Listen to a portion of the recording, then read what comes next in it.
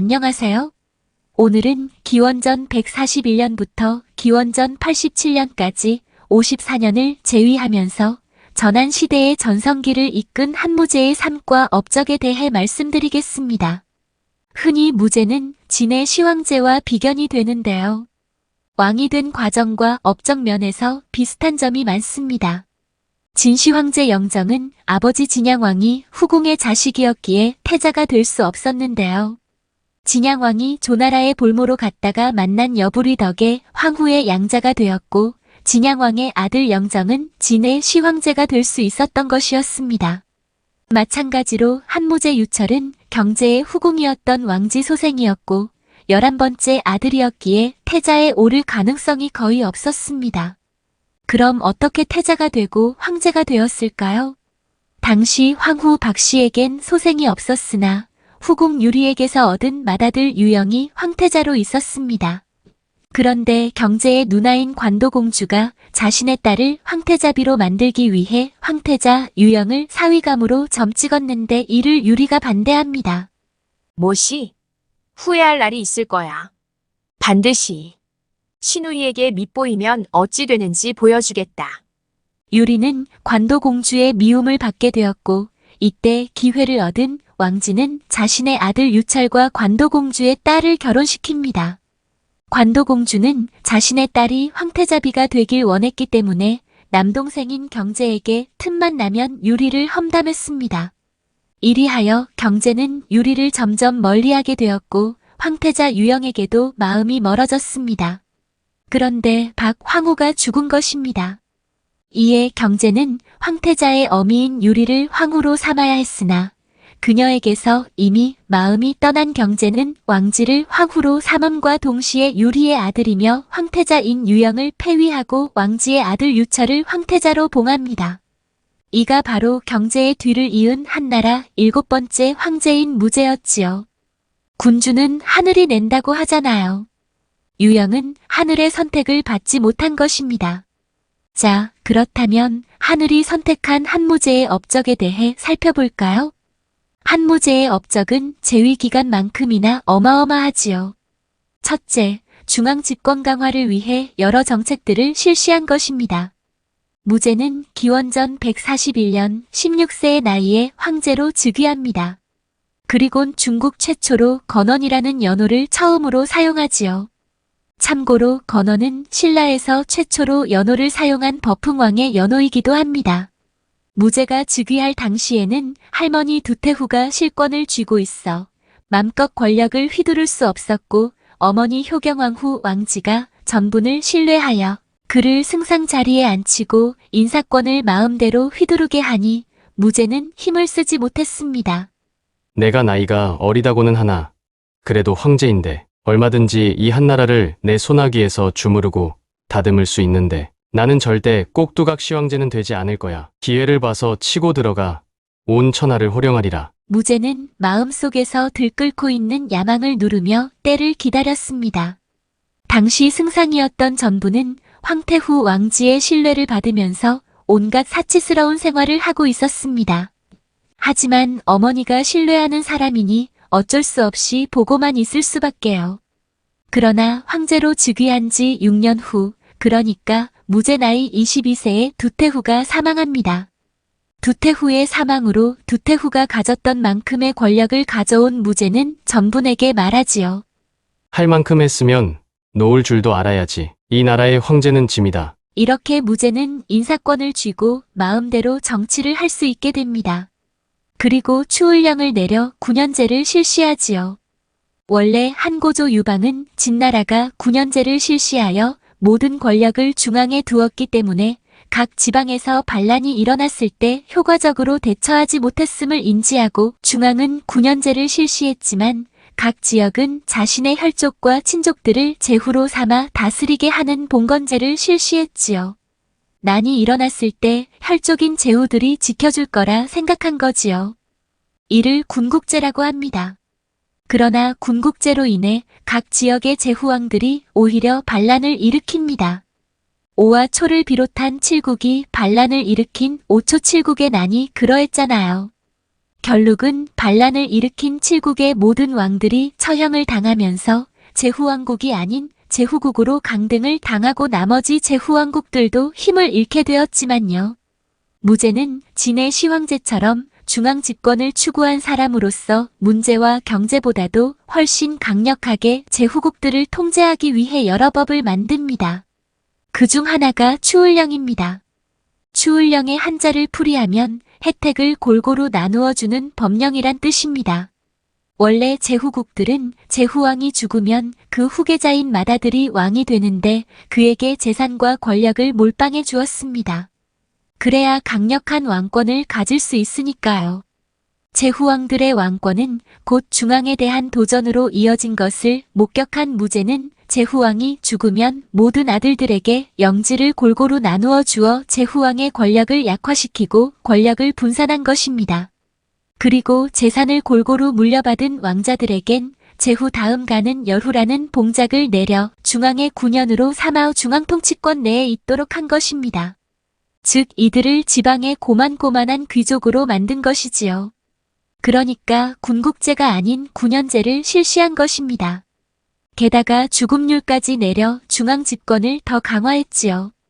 제후국들은 매년 황제의 제사에 금을 바치는데 금의 함량이 미달하면 바로 처벌하는 법이었지요. 이러한 중앙 집권 강화법을 실시한 무제 때는 175명의 제후왕과 제후, 열후 중에 113명이 각종 이유로 처벌을 받았다고 합니다. 그러니 각 지역의 제후들은 황제 앞에서 벌벌 떨며 무기력해질 수밖에는 없었던 것이지요. 반면에 황제권은 더욱 더 강력해지고요. 또한 화폐를 통일하여 하나의 국가라는 인식을 심어주었습니다.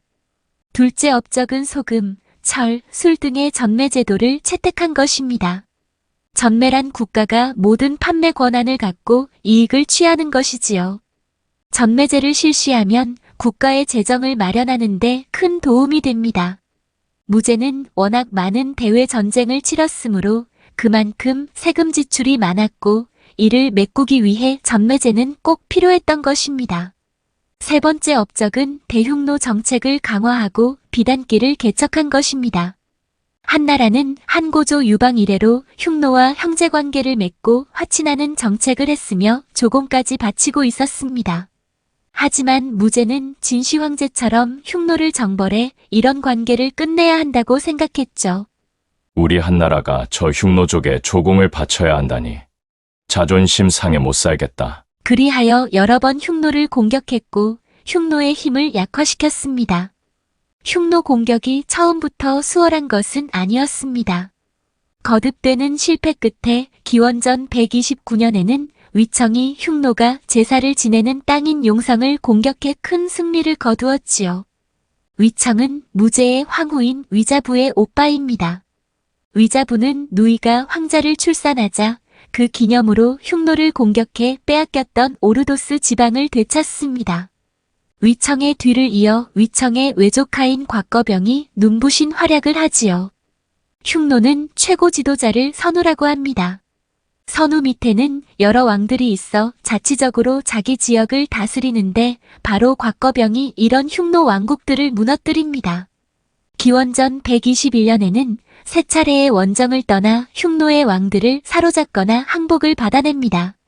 곽거병이 3차로 흉노를 정벌할 때 흉노의 휴도왕은 계속 한에 저항하려고 했으나 촌야왕은 휴도왕을 죽이고 항복을 합니다.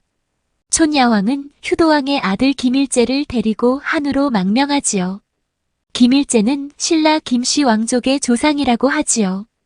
김일제의 후손들이 정치적 싸움에 휘말려 신라 땅으로 와서 정착했는데 그가 바로 김알지이며 그의 후손인 미추왕이 신라 최초의 김씨왕이 된 것이라고 합니다.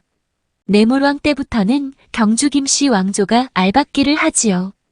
아무튼 한무제는 흉노를 무너뜨리기 위해 서역의 월지와 동맹을 맺기로 합니다. 월지는 흉노의 패해 근거지를 서쪽으로 더 옮긴 상태였습니다. 무제는 기원전 139년 월지로 장건을 파견합니다. 하지만 월지가 서쪽에 있다는 것만 알았지 정확한 위치는 모르는 상태였습니다. 그런데 월지에 가기 위해서는 흉노의 땅을 지나야 했습니다. 결국 염려하던 대로 장건은 흉노에 잡혀 10년간이나 억류 생활을 하게 됩니다. 그는 목숨을 보존함과 동시에 언젠가는 흉노로부터 탈출해야 한다는 생각으로 흉노 여자와 결혼하고 완전히 흉노의 동화가 된 사람처럼 살아갔습니다. 그러다가 기회를 보아 탈출을 하지요.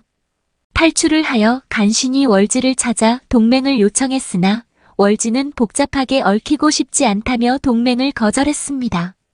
이때 월지는 평화주의와 비동맹을 원칙으로 삼고 있었습니다. 어쩔 수 없이 한으로 돌아오던 길에 장건은 또 흉노에 잡히고 맙니다.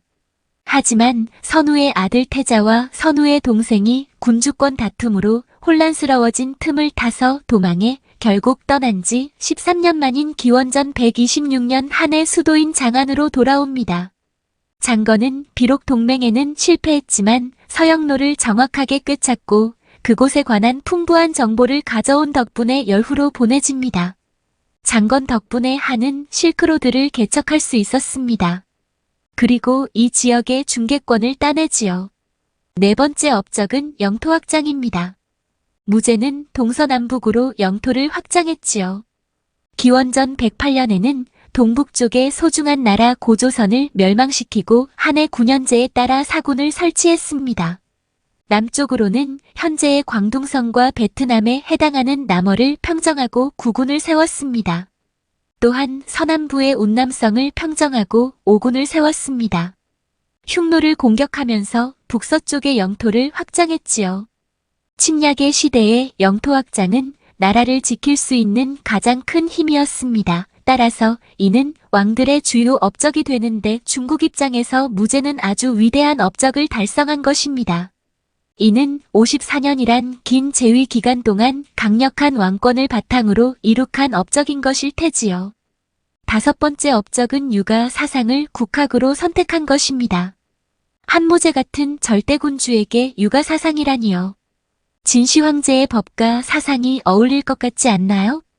어느 날 제국을 효율적으로 통치하고 싶었던 무제는 신하들에게 그 방법을 건의해 보라고 했습니다. 이때 유학자인 동중서가 폐하, 백성을 올바르게 교화하여야 제국이 질서를 이룰 수 있으며 올바른 인재를 기르기 위해서는 대학을 설치하여 유학을 공부시켜야 합니다. 이들은 현명한 관리가 되어 폐하의 뜻을 실천할 것이옵니다. 라고 말하지요. 동중서는 최고의 군주를 기반으로 사회의 기반이 만들어져야 한다는 주장을 합니다. 한무제는 자신의 뜻을 받들 유학자 인재 발굴을 위해 동중서의 말대로 태학을 설치하고 시, 서, 주역, 예기, 춘추의 오경마다 박사관을 두어 인재를 양성하는 오경박사도 설치하였습니다. 이로써 한나라 이후 유학은 중국 왕조들의 중요한 통치 이념이 되었고 우리나라에도 큰 영향을 주었습니다. 고구려의 소수림왕은 왕권 강화를 위한 인재를 양성하기 위해 태학을 설치했습니다. 유학은 삼국시대를 거쳐 고려, 조선에서도 정치를 하는 데 있어 주요 이념이 되었습니다. 충과 효를 강조하는 유학은 군주를 받들게 하는데 아주 효과적인 사상이기도 했으니까요. 한무제는 유학의 이론뿐 아니라 법과 도가의 것도 받아들입니다. 그러니까 중앙 집권 통치에 유리한 것들만 각 학문에서 쏙 뽑아 쓴 것이지요. 여섯째, 한무제 때 많은 서적들이 편찬되었고 사마천이 역사의 모범서가 되고 있는 사기를 남겼다고 하지요. 물론 한무제가 명령해서 쓴 것이 아니고 사마천이 자진해서 쓴 역사서지만 한무제의 제위시대에 나온 역사서이기 때문에 이 또한 무제의 업적이 되는 것입니다. 사기는 무제 때까지 약 2000년이 넘는 역사를 기록한 책으로 본기, 열전, 제도, 표의 형식으로 역사를 기록했는데 이를 기전체라고 합니다. 본기는 왕들의 업적을 기록한 것이고 열전은 신하들의 개인적인 이야기를 담은 것이며 제도는 경제, 정치, 군사에 대한 기록이고 표는 연표를 말합니다. 총 130권에 이르는 방대한 역사서이지요. 오늘은 한무제의 업적에 대해 살펴보았습니다. 감사합니다.